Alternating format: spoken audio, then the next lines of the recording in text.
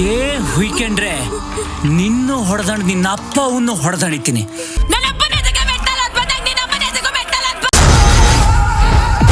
ನಮಸ್ತೆ, ನೀವು ನೋಡ್ತಾ ಇದ್ರೆ ಫಿಲ್ಮ್ ಬೀಟ್ ಕನ್ನಡ. ನಾನು ಯಶವಂತ್. ಈಗ ತಾನೇ ಕೆರೆ ಬೇಟೆ ಸಿನಿಮಾ ನೋಡ್ಕೊಂಡ್ ಬಂದೆ. ಟ್ರೈಲರ್ ಇಂದಾನೆ ಒಂದು ರೀತಿಯಲ್ಲಿ ಹೈಪ್ ಕ್ರಿಯೇಟ್ ಮಾಡಿತ್ತು ಈ ಸಿನಿಮಾ. ಎಷ್ಟರ ಮಟ್ಟಿಗೆ ಇರುತ್ತೆ, ಯಾವ ರೀತಿಯಾಗಿ ಇರುತ್ತೆ, ಯಾಕಂದ್ರೆ ಟೈಟ್ಲ್ ಕೂಡ ಅಷ್ಟೇ ಕ್ಯಾಚಿ ಆಗಿತ್ತು, ಟ್ರೈಲರ್ ಕೂಡ ಅಷ್ಟೇ ನೋಡುಗರ ಮನಸ್ಸೆಳೆದಿತ್ತು. ಅಂಡ್ ಈ ಒಂದು ಸಿನಿಮಾ ನಾನು ಕೂಡ ಇಂಟರ್ವ್ಯೂ ಮಾಡಬೇಕಾದ್ರೆ ಇವ್ರು ಹೇಳಿದ್ದು ಒಂದು ಮಣ್ಣಿನ ಕಥೆನ ಹೇಳಕ್ ಬರ್ತಾ ಇದೀವಿ ಅಂತ. ಅದರಲ್ಲೂ ಈ ಶಿವಮೊಗ್ಗ ತೀರ್ಥಹಳ್ಳಿ ಭಾಗದ ಆ ಒಂದು ಭಾಷೆಯನ್ನ ಇಟ್ಕೊಂಡು ತುಂಬಾ ಅದ್ಭುತವಾಗಿ ಈ ಸಿನಿಮಾ ಮೂಡಿ ಬಂದಿದೆ. ಆ ಒಂದು ಭಾಷೆ ಕೇಳಕ್ಕೆ ಒಂದು ರೀತಿಯಲ್ಲಿ ಖುಷಿ ಆಗುತ್ತೆ. ಯಾಕಂದ್ರೆ ನಾರ್ಮಲ್ ಒಂದಷ್ಟು ಸಿನಿಮಾಗಳು ನೋಡ್ತಾ ಇರ್ಬೇಕಾದ್ರೆ ಕೆಲವೊಂದು ಆ ಒಂದು ನೇಟಿವ್ನ ಭಾಷೆ ಕೇಳಬೇಕು ಅಂತ ಅಂದಾಗ, ಆ ಒಂದು ಭಾಷೆಯಲ್ಲೇ ಸಿನಿಮಾ ಸಾಗುತ್ತೆ ಅಂತ ಅಂದಾಗ ಆ ಒಂದು ಭಾಷೆ ಕೇಳಕ್ಕೆ ತುಂಬಾ ಇಂಪಾಗಿರುತ್ತೆ. ಆ್ಯಂಡ್ ಮೇಯ್ನ್ ಆಗಿ ನಾನು ಇಲ್ಲಿ ಮಾತಾಡಬೇಕಾಗಿರುವಂಥದ್ದು ಆ ಒಂದು ತೋರಿಸಿರುವಂಥ ಕ್ಯಾಮ್ರಾ ಕೈಚಳಕ. ಪ್ರತಿಯೊಂದು ಫ್ರೇಮಲ್ಲೂ ಕೂಡ ಗ್ರೀನರಿ ಎದ್ದು ಕಾಣುತ್ತೆ. ಫ್ರೇಮಿಂಗ್ ವೈಸ್ ತುಂಬ ಅದ್ಭುತವಾಗಿದೆ. ಆ್ಯಂಡ್ ಇನ್ನೊಂದು ಈ ಸಿನಿಮಾದ ಪ್ಲಸ್ ಪಾಯಿಂಟ್ ಅಂದರೆ ಬಿ ಜಿ ಎಂ ಮಾತ್ರ, ಇಂಟ್ರಡಕ್ಷನ್ ಸಾಂಗ್ ಆಗಿರ್ಬೋದು, ಕೆಲವೊಂದು ಸೆಂಟಿಮೆಂಟ್ ಸೀನ್ಗಳಿಗಾಗಿರ್ಬೋದು, ಬಿ ಜಿ ಎಂ ಮಾತ್ರ ತುಂಬ ಅದ್ಭುತವಾಗಿ ಮೂಡಿ ಬಂದಿದೆ. ಬಿ ಜಿ ಎಮ್ಗೆ ನಾನಂತೂ ಎ ಅಂತ ಹೇಳ್ತೀನಿ. ಯಾಕಂದರೆ ಎ ಪ್ಲಸ್ ಅಂತ ಕೊಡ್ತೀನಿ ಬಿ ಜಿ ಎಮ್ಗೆ. ಅಷ್ಟು ಅದ್ಭುತವಾಗಿ ಬಿ ಜಿ ಎಮ್ ಇದೆ. ಒಂದು ರೀತಿಯಲ್ಲಿ ಥಿಯೇಟ್ರೇ ಕಿತ್ಕೊಂಡ್ಬಂದ್ಬಿಡುತ್ತೇನೋ ಆ ರೀತಿಯಾಗಿ ಬಿ ಜಿ ಎಮ್ ಇದೆ. ಆ್ಯಂಡ್ ಕತೆ ಬಗ್ಗೆ ಹೇಳಬೇಕು ಅಂತ ಅಂದರೆ, ಕತೆ ಒಂದು ಸಿಂಪಲ್ ಕತೆನ ಇಟ್ಕೊಂಡು ಒಂದು ಅದ್ಭುತವಾಗಿ ಇಲ್ಲಿ ತೋರಿಸಿದ್ದಾರೆ. ಅದರಲ್ಲೂ ಕೂಡ ಈ ಶಿವಮೊಗ್ಗ ಮತ್ತು ಶಿಕಾರಿಪುರ ಈ ಸೊಗಡಿನ ಒಂದು ಕತೆನ ಇಟ್ಕೊಂಡು ಇಲ್ಲಿ ಸಿನಿಮಾನ ಮಾಡಿರುವಂಥದ್ದು.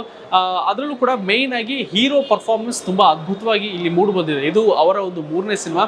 ಸೊ 3ನೇ ಸಿನಿಮಾದಲ್ಲಿ ಈ ಒಂದು ಸಿನಿಮಾ ತುಂಬ ಅದ್ಭುತವಾಗಿ ಬರಬೇಕು, ಈ ಸಿನಿಮಾದಲ್ಲಿ ತಾನು ಗೆಲ್ಲೇಬೇಕು ಅಂತ ಹಠ ತೊಟ್ಟು ಈ ಒಂದು ಸಿನಿಮಾನ ಮಾಡಿರೋ ಥರ ಇಲ್ಲಿ ಅನಿಸ್ತಾ ಇದೆ ಹೀರೋ ಅವರು. ಆ್ಯಂಡ್ ಅದಕ್ಕೆ ತಕ್ಕನಾಗ ಒಂದು ಪರ್ಫಾರ್ಮೆನ್ಸ್ ಕೂಡ ಸದ್ಯಕ್ಕೆ ಇಲ್ಲಿ ಹೀರೋ ಕೊಟ್ಟಿದ್ದಾರೆ.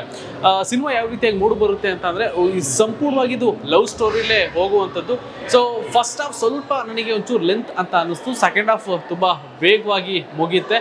ಸೆಕೆಂಡ್ ಹಾಫಲ್ಲಿ ವಿಲನ್ ಅಂತಾನೆ ಹೀರೋನ ಇಲ್ಲಿ ತೋರಿಸೋದು. ಬಟ್ ಕ್ಲೈಮ್ಯಾಕ್ಸಲ್ಲಿ ಗೊತ್ತಾಗುತ್ತೆ ಹೀರೋ ವಿಲನ್ನ ಇಲ್ಲ ಹೀರೋನೇನಾ ಅಂತ.